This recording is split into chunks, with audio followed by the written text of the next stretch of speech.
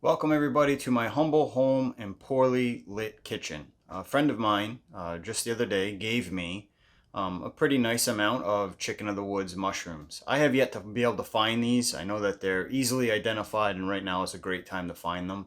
But on most of my trips, they've been on the river and I just haven't come across any. So I made that comment to her, and she was nice enough to give me a few. So we're going to go ahead and clean them up and prepare them a couple different ways and preserve a few right now. So let's see what we got. Here we are. Easily identified uh, chicken of the woods. They don't really have any lookalikes aside from jack-o'-lanterns, and jack-o'-lanterns, if you know much about mushrooms, are also quite different. And those are the closest you can come to a chicken of the woods look-alike, and jack-o'-lanterns are toxic, so you just want to make sure. Again, I didn't pick these, but I can identify these, and so I feel pretty confident in trying them. So let's get started. Quick note, most shroomers suggest the first time that you eat a mushroom to eat little small amounts of it. This is an edible mushroom and it's totally safe, but that doesn't mean that you won't have some sort of a reaction to it, or it might just be irritating to you. So I'm going to go ahead and clean them up, make a small amount for now for trying them, and then figure out some sort of way to preserve them. You can freeze them, dehydrate them. I'm not really sure which way I'm going to go yet. But we'll eat a couple just so I can see if if I get dead or not. But hopefully that doesn't happen and that we're good to go so that I can go ahead and eat the rest of them. But eat a small amount and save the rest so that they don't go bad. I went ahead and bought this. It's actually a tile and a grout brush, but it's got pretty stiff bristles, so it should work great for this.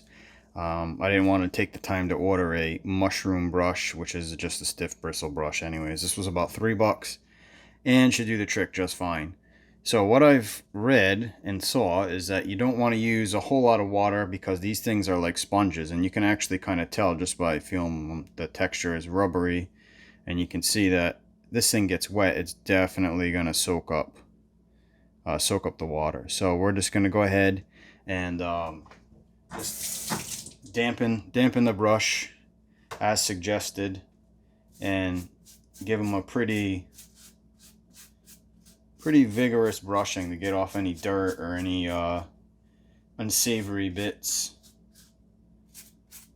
Sometimes you'll see little bits of dirt on there. Sometimes there's a little bit of mold, parts where insects have been eating. So, they're growing on rotten trees. So just clean them up a bit, brush them.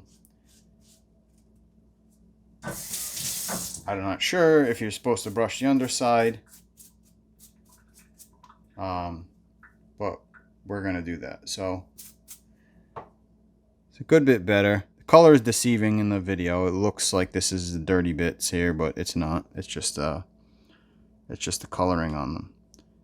But we're going to go ahead and do the rest of these and then trim them up.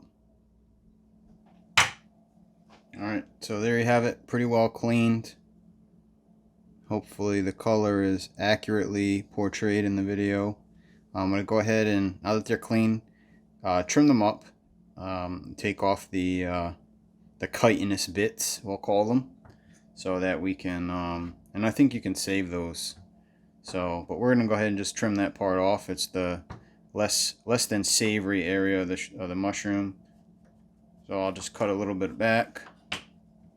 It's pretty dense, and then you can get to the softer areas past that. So, but we're going to set this aside. I believe you can use that as well.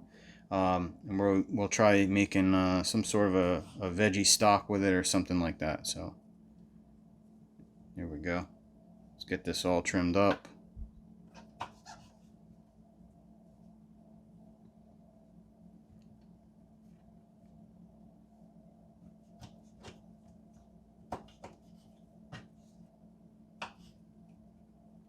And the stuff that you remove from there is a very dense texture, but on the inside is definitely softer.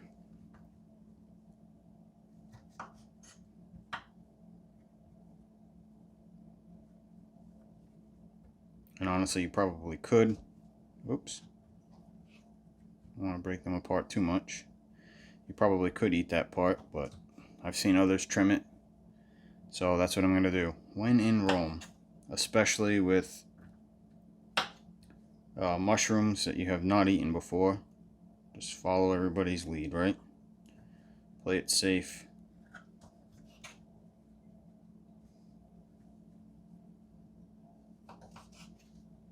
So we'll go ahead and set these bits aside, and hopefully we can use them later for a stock or something like that. But we have all of our nice trimmed pieces of chicken of the woods.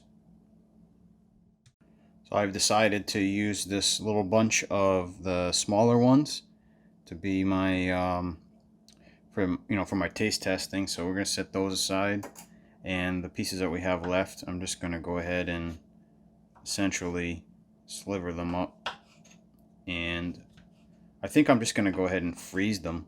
I don't want them to go bad, and I'm not really sure how I'm going to prepare them yet. So you can dry them, or dehydrate them rather, and you can freeze them. If you keep them in the refrigerator, they only keep for, I think, usually around 7 days, and it's already been a couple. So I'm just going to go ahead and trim these up, or cut them up rather, and I'll cook up the little bit that I set aside for my taste test and or allergy test.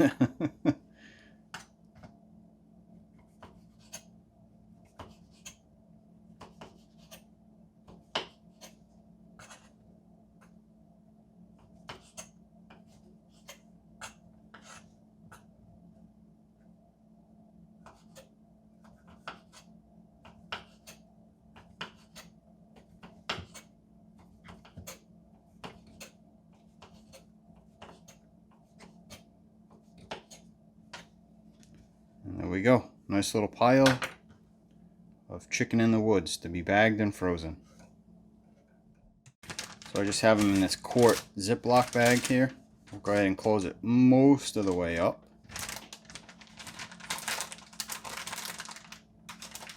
Remove as much air as possible. Close up the zipper. And then we have our semi vacuum sealed bag for storage in the freezer. That's it. Bagged up and labeled, ready for freezing. Right, so we have an egg, one egg that I've scrambled or beaten, however you want to look at it. And we've got some all-purpose flour, I've got some garlic, some Korean chili powder, and salt, which you obviously can't see, and some breadcrumbs. These are seasoned breadcrumbs, so I didn't want to overdo it with the seasoning. But we're just going to go ahead and mix up the flour. Get that seasoning blended in there. I'm really excited to try these. We've been following people on YouTube for years, watching them enjoy them, and haven't had the opportunity to give them a shot. As I destroy my kitchen with flour. So this is obviously going to be our dry hand, and this will be our wet hand. So we'll go ahead and flour this guy. Drop them in the egg.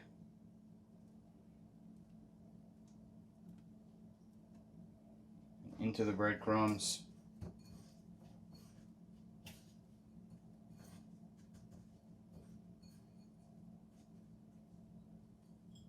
Set it aside.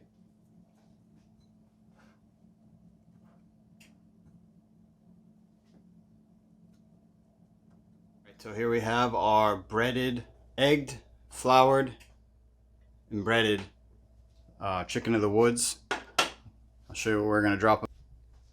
Got some coconut oil heating up here.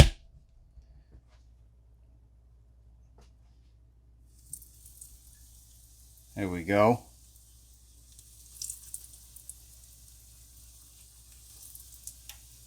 You can cook this all sorts of ways, but I figured since we were doing chicken of the woods, we should treat it like chicken. Frying it up in some coconut oil. Hopefully it's good.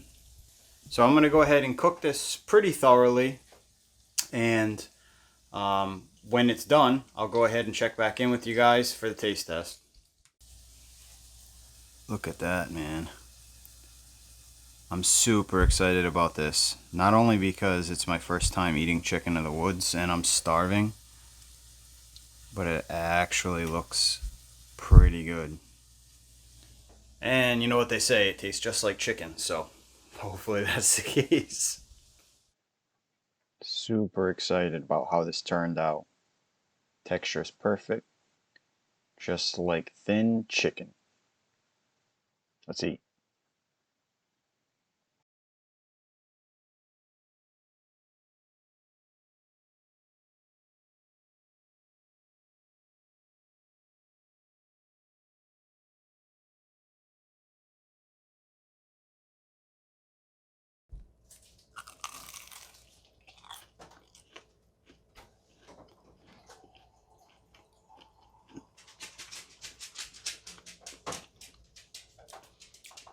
Tastes like chicken.